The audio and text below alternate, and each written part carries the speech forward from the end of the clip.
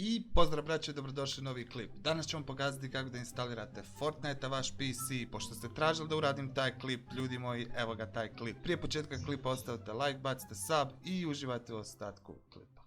Prvo, otvorite svoj pretraživač i upišite download Epic Games i otvorite prvi sajt na pretrazi. Kada otvorite Epic Games sajt, pricnite ljudi na download Epic Games launcher, izaberite gdje će vam biti spašena instalacija i pričekajte da vam se preuzme Epic Games. Kada preuzmete Epic Games dva puta brzi klik, instalirajte ljudi Epic Games na vaš PC, otvorit će vam se novi prozor za instalaciju, a to je Epic Games Wizard i pricnite ljudi install i pričekajte nekoliko minuta da se instalira Epic Games. Kada instalirate ljudi Epic Games vidjet ćete ovdje register, tako da ljudi izaberite preko čega želite da se prijavite na Epic Games. Ako niste nikad imali Epic Games, idite preko Googlea i jednostavno tako ste kreirali nalog na Epic Games. Kada ste se prijavili na svoj Epic Games, upišite gore u pretragu Fortnite, instalirajte igru, pricnite na install, idite da i pričekajte ljudi da vam se preuzme Fortnite ovisno o brzini vašeg interneta. Igrica zauzima 36 GB, tako da ako imate neki solidan internet skinut ćete za nekih 15-20 minuta.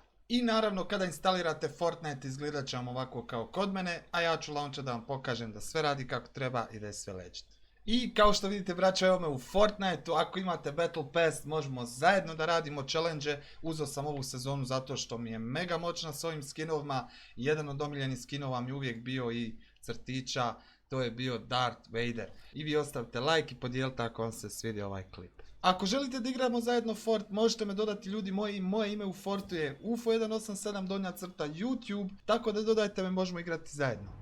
Isto tako ako želite ljudi možemo snimati neki gameplay, neke klipove u Fortniteu ili neke dobre killove, tako da ljudi pišite mi komentare šta mislite o toj ideji.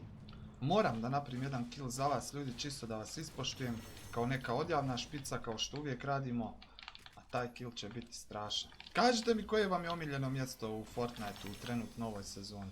Napišite komentare.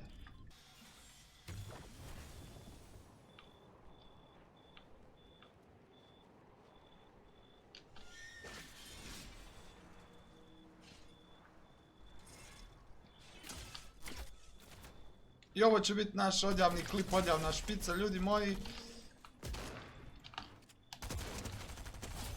Tako da ljudi moji, hvala još jednom što ste gledali ovaj klip. Mi se vidimo u nekom sljedećem i dodajte me da igramo Fort.